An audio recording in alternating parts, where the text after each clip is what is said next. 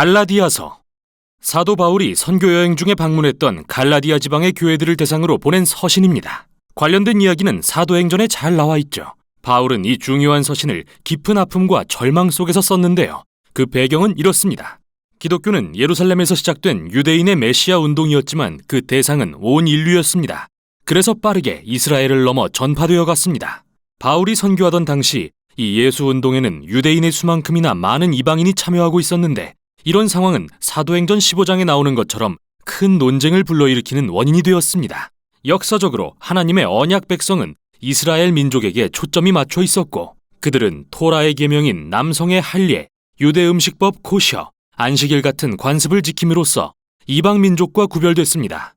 유대인 그리스도인 중에는 이 모든 이방인이 진정한 하나님의 가족이 되기 위해서는 토라의 율법을 지켜야 한다고 믿는 사람이 많았는데, 일부 열심인 유대인 그리스도인들이 갈라디아 지방의 교회들에까지 찾아오기에 이릅니다.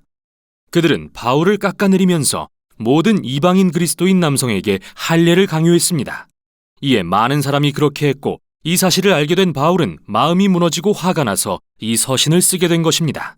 그는 먼저 십자가에 달리신 메시아의 복음을 요약해 들려주며 갈라디아 교인들에게 이의를 제기합니다.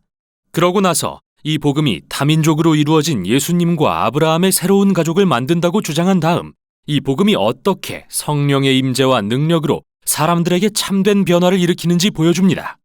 그는 갈라디아 교인들이 다른 복음, 즉 바울을 험담하고 할례를 강요한 이들이 주장한 복음을 받아들인 사실에 대해 당혹스러움을 표하며 글을 시작합니다. 그래서 바울은 먼저 자신이 전한 복음의 정당성과 사도로서의 권위를 변증합니다. 그는 부활하신 예수님에게 직접 이방인의 사도로 임명받았습니다. 사도행전에 기록된 대로 말이죠.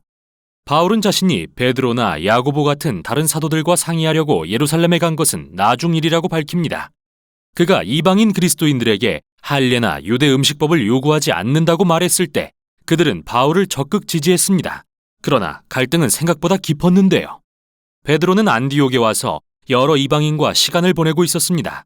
그런데 몇몇 보수파 유대인들이 안디옥에 나타나자 그들의 압박에 굴복하고 맙니다.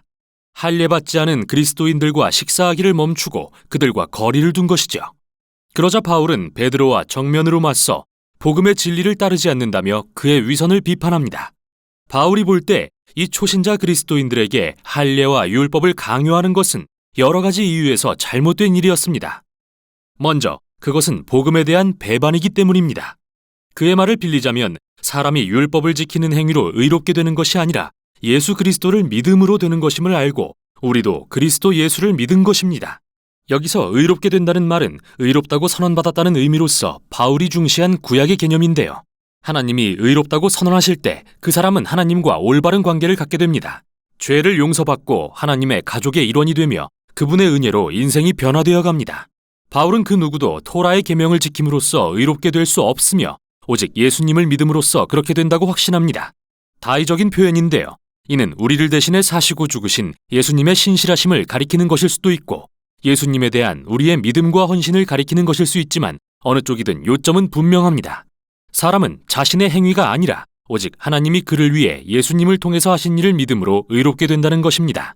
바울이 주장하는 복음의 핵심은 예수 그리스도를 믿는 사람에게는 그분께 일어난 일이 자신에게도 사실이 되는 것입니다. 그분의 삶과 죽음과 부활이 자신의 것이 됩니다.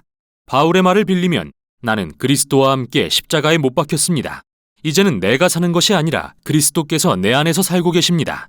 내가 지금 육체 안에 사는 것은 나를 사랑하셔서 나를 위해 자기 몸을 버리신 하나님의 아들을 믿는 믿음으로 사는 것입니다. 따라서 누구라도 자신이 하나님과 올바른 관계에 있거나 예수님의 언약 백성이라고 말할 수 있는 이유는 율법을 지켜서가 아니라 오직 예수님께서 그 사람을 위해 스스로는 절대 할 수 없는 일을 하셨기 때문입니다. 이제 우리는 예수님이 이루신 이 일을 깊이 이해함으로써 누가 하나님의 언약 백성이 될 수 있으며 그 새로운 가족의 일원으로 산다는 게 어떤 의미인지 중대한 깨달음을 얻게 됩니다. 그래서 바울은 먼저 창세기의 아브라함 이야기를 인용하면서 그가 어떻게 오직 믿음으로 하나님께 의롭다 여김을 받았는지 이야기합니다. 언젠가 모든 민족이 그와 그의 자손을 통해 하나님의 복을 받을 거라고 하신 그분의 약속을 신뢰했기 때문이죠. 언제나 하나님의 목적은 믿음에 근거해 그분의 백성이 된 사람들로 큰 다민족 가족을 이루시는 것이었습니다. 율법을 통해서가 아니라요. 그런데 중요한 의문이 생깁니다. 그럼 왜 하나님은 이스라엘에 율법을 주신 걸까요? 바울은 여기서 아주 간단 명료한 설명을 하고 후에 다른 서신인 로마서에서 설명을 완성하는데요. 그는 율법이 하나님이 아브라함에게 약속을 주신 훨씬 이후에 시내산에서 이스라엘에 주어졌다는 사실에 주목합니다. 그리고 토라를 주의 깊게 읽어보면 알겠지만 하나님의 의도는 언제나 율법을 일시적인 방편으로 사용하시는 것이었습니다. 율법은 부정적 역할과 긍정적 역할을 모두 갖고 있었습니다. 부정적으로는 마치 이스라엘의 죄를 살피는 돋보기 같아서 이스라엘이 끊임없이 하나님의 법을 거역함으로써 묵인했던 죄악된 인간의 실태를 폭로했습니다. 따라서 율법은 선한 것이지만 결국 이스라엘과 온 인류에 유죄를 선고할 수밖에 없었습니다. 바울의 말을 빌리자면 율법은 모든 사람을 죄 아래에 가두었죠. 하지만 긍정적인 역할도 했는데요. 율법은 약속하신 아브라함의 자손인 메시아가 오실 때까지 이스라엘이 바른 길을 가게 하는 엄격한 선생과 같았습니다. 그러나 메시아가 오신 뒤에는 그분이 이스라엘을 대신해 율법의 목적을 성취하셨습니다. 예수님은 진정으로 하나님과 이웃을 사랑하신 신실한 이스라엘 사람이셨습니다. 또한 이스라엘의 왕으로서 그들의 죄로 인한 형벌과 실패의 결과를 짊어지고 죽으심으로 구원을 베푸셨습니다. 그래서 이제 아브라함의 자손이신 예수님을 통해 인종이나 사회적 지위나 성별과 관계없이 모두가 하나님의 복을 받을 수 있습니다. 바울이 볼 때 이방인 그리스도인에게 율법을 강요하는 것은 말도 안 되는 일이었습니다. 그건 마치 예수님이 하나님의 약속을 성취하지도 우리 죄를 해결하지도 않으신 것처럼 행동하는 것이며 예수님을 통해 주어진 새로운 자유와 성령의 선물을 무시하고 하나님의 약속과 복을 특정 민족에게 제한하는 것입니다. 하지만 바울의 반대파는 이렇게 주장할지도 모릅니다. 토라의 율법은 하나님의 뜻에 따라 살도록 주어진 입증된 지침인데 이방인들이 어떻게 율법 없이 그 뜻을 배우겠습니까? 이에 대해 바울은 5장과 6장에서 성령을 통해 우리를 변화시키시는 예수님의 임재가 핵심임을 설명합니다. 그는 토라의 율법은 선하고 지혜롭다고 말합니다. 사실 모든 율법은 내 이웃을 내 몸과 같이 사랑하라고 하신 예수님의 계명으로 요약됩니다. 그러나 율법은 그 자체로는 선하지만 이스라엘에 순종할 수 있는 능력을 주지는 못했죠. 반면에 기쁜 소식은 예수님이 우리를 대신해 율법을 성취하셨다는 것입니다. 그리고 성령을 통해 지금 우리 안에 살아계시며 그분의 백성을 새 사람으로 변화시켜 이웃을 사랑함으로써 율법을 이루게 하십니다. 계속해서 바울은 옛사람과 새사람을 대조합니다. 옛사람의 습관은 분명합니다.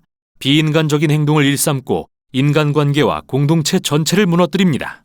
토라의 율법이 이런 일을 금지했다면 예수님은 그것들을 아예 십자가에 못 박아 죽게 하셨습니다. 그래서 예수님을 믿고 성령의 의지에서 사는 사람에게는 예수님의 생명이 그의 생명이 되어 바울이 말하는 성령의 열매가 맺히게 됩니다. 이야말로 예수님이 그분의 가족을 통해 재현하기 원하시는 삶의 방식이며 이로써 그들은 사랑, 기쁨, 화평, 오래 참음, 자비, 선함, 충성, 온유, 절제의 사람들이 될 것입니다. 하지만 이 열매는 저절로 맺히는 게 아니라 실제 과일처럼 가꿔야 하는 것으로서 바울은 우리가 성령으로 산다면 성령의 인도하심을 따라야 한다고 말합니다. 의도적이어야 하는 것이죠. 우리는 옛 습관을 잘라내고 새로운 습관을 가꾸는 법을 배워야 합니다. 그럴 때 성령의 인도하심을 받는 자신을 발견하고 예수님이 우리의 생각과 마음을 바꾸어 하나님과 이웃을 사랑하는 사람으로 변화시키시는 것을 체험할 것입니다. 또한 이로써 예수님의 백성은 바울이 말하는 그리스도의 법을 성취하게 됩니다. 마지막으로 바울은 그리스도인에게 율법과 할례를 강요하는 것은 핵심을 놓치는 위태로운 모험이라며 결론을 맺습니다.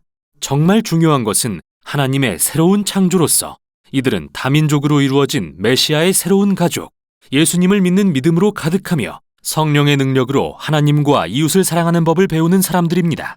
이게 바로 갈라디아서가 전하는 내용입니다.